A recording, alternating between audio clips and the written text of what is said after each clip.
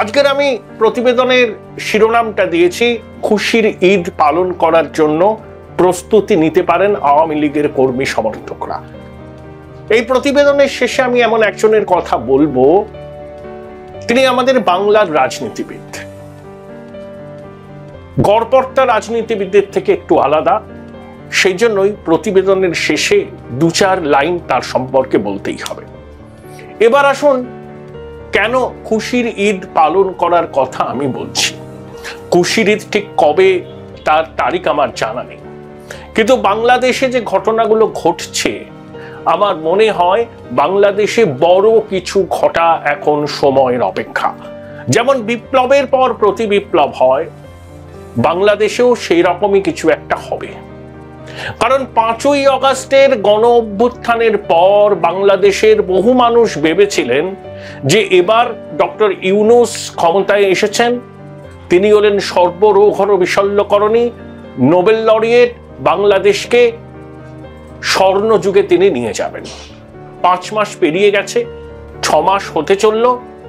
বাংলাদেশের এখন যে অবস্থা তাতে একটা কথাই বলা যায়, ভাগ ইউনূস ভাগ। দেখুন, ইউনূস অর্থনীতিবিদ, আমাদের ডক্টর মনমোহন সিং অর্থনীতিবিদ ছিলেন, কিন্তু মনমোহন সিং এর সঙ্গে ইউনূসের মৌলিক পার্থক্য আছে।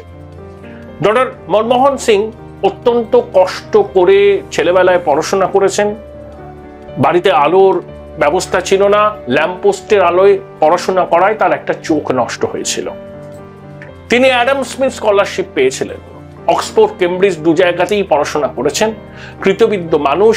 তিনি যখন অর্থনীতি নিয়ে কিছু বলতেন, তাবর তাবর বিশ্ব নেতারা তার কথা মন দিয়ে শুনতেন। এবার ডক্টর মনমোহন সিং আর ইউনূসের পার্থক্য কি? ডক্টর মনমোহন সিং দীর্ঘদিন ধরে সরকারি প্রশাসন যন্ত্রের সঙ্গে যুক্ত ছিলেন, যোজনা কমিশনের ডেপুটি চেয়ারম্যান, রিজার্ভ ব্যাংকের গভর্নর, অর্থ মন্ত্রকের উপদেষ্টা, তার আগে বিদেশে IMF এ বোধহয় কাজ করেছেন, তারপরে অর্থমন্ত্রী, তারপরে প্রধানমন্ত্রী। আর ডক্টর ইউনূস কোনোদিন সরকারি ব্যবস্থাপনার সঙ্গে ছিলেন না।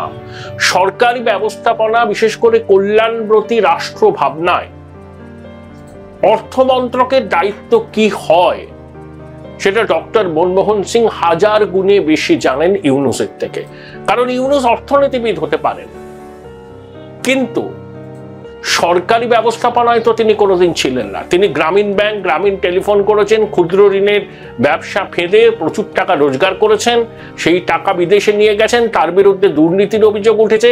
এবারে দায়িত্ব নেওয়ার পর হাসিনার সরকার বলেছিলেন যে 540 কোটি টাকা ইউনূসের কাছে তারা পাবে কর বাবদ, কিন্তু ইউনূস সেই টাকা তো দেননি, উল্টে তিনি সিদ্ধান্ত নিয়েছেন তার সরকার তাকে আর কোনো কর বাংলাদেশের সরকারকে দিতে হবে না, এবং তার প্রতিষ্ঠিত গ্রামীণ ব্যাংক 2029 সাল পর্যন্ত বাংলাদেশে কোনো কর দেবে না। এটা কিন্তু ইউনূসের অ্যাচিভমেন্ট, মানে নিজের প্রতিষ্ঠান, নিজের পরিবারকে সুরক্ষিত করেছেন, আর 18 কোটি বাংলাদেশির জীবনকে তছনছ করে দিয়েছেন। যিনি অর্থনীতিবিদ, তিনি অর্থনৈতিক সংকট সামলাতে পারেন না। মুদ্রাস্ফীতি 10%, খাদ্যপণ্যের মূল্যবৃদ্ধি 12.5%, নিত্য প্রয়োজনীয় জিনিসের দাম লাগাম ছাড়া, বেকারত্বের হার আকাশচুম্বী, জিডিপি কমছে, IMF লোন দিতে চাইছে না, লোন দিলেও এমন সব শর্ত আরোপ করছে যাতে ইউনূসের সরকার বাধ্য হচ্ছে নানাবিধ পণ্যের উপরে কর এবং ভ্যাট বসাতে।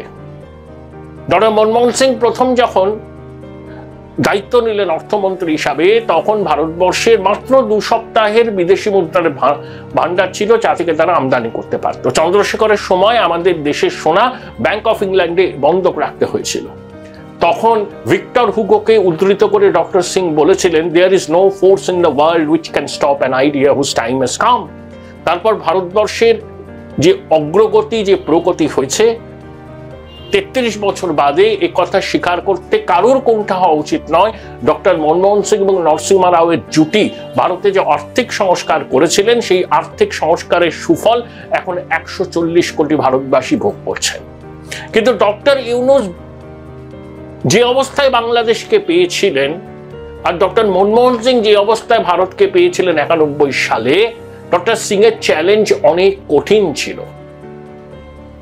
ডক্টর ইউনূস যেভাবে বাংলাদেশকে পেয়েছিলেন, তখন অন্তত বাংলাদেশের মানুষের মোটা ভাত কাপড়ের অভাব ছিল না।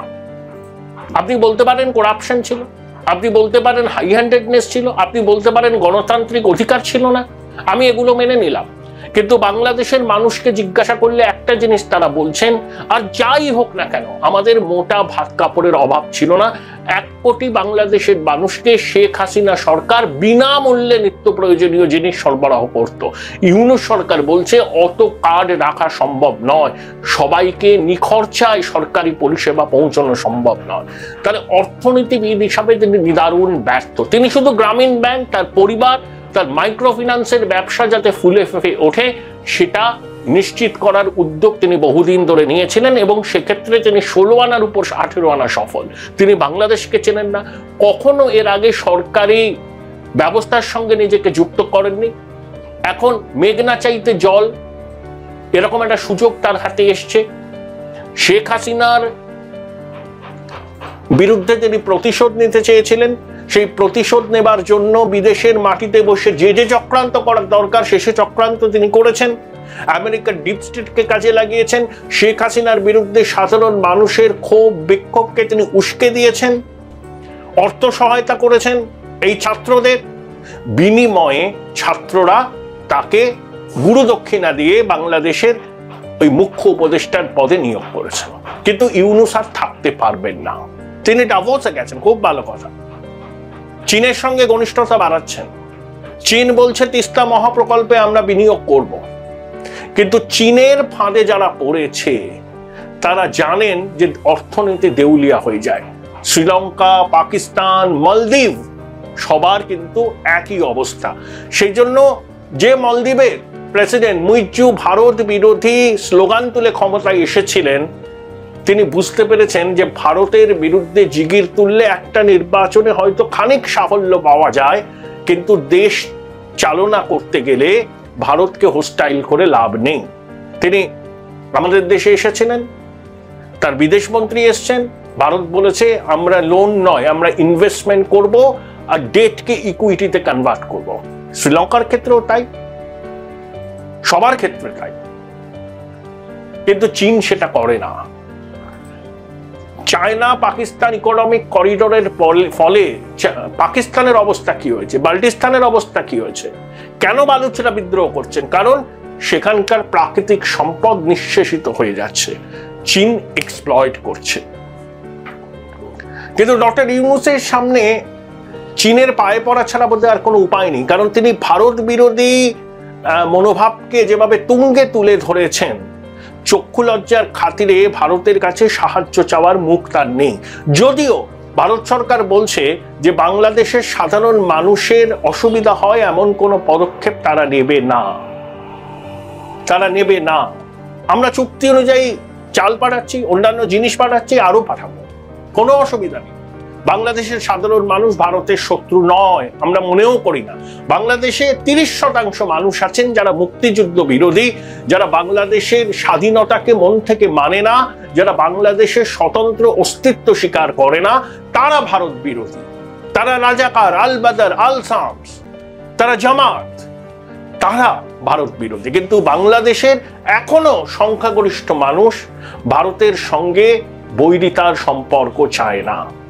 ডক্টর ইউনূসের কিছু করার নেই, তিনি ক্ষমতায় আছেন, তাকে সমর্থন করছে জঙ্গি জেহাদিরা এবং রাডিকাল ইসলাম।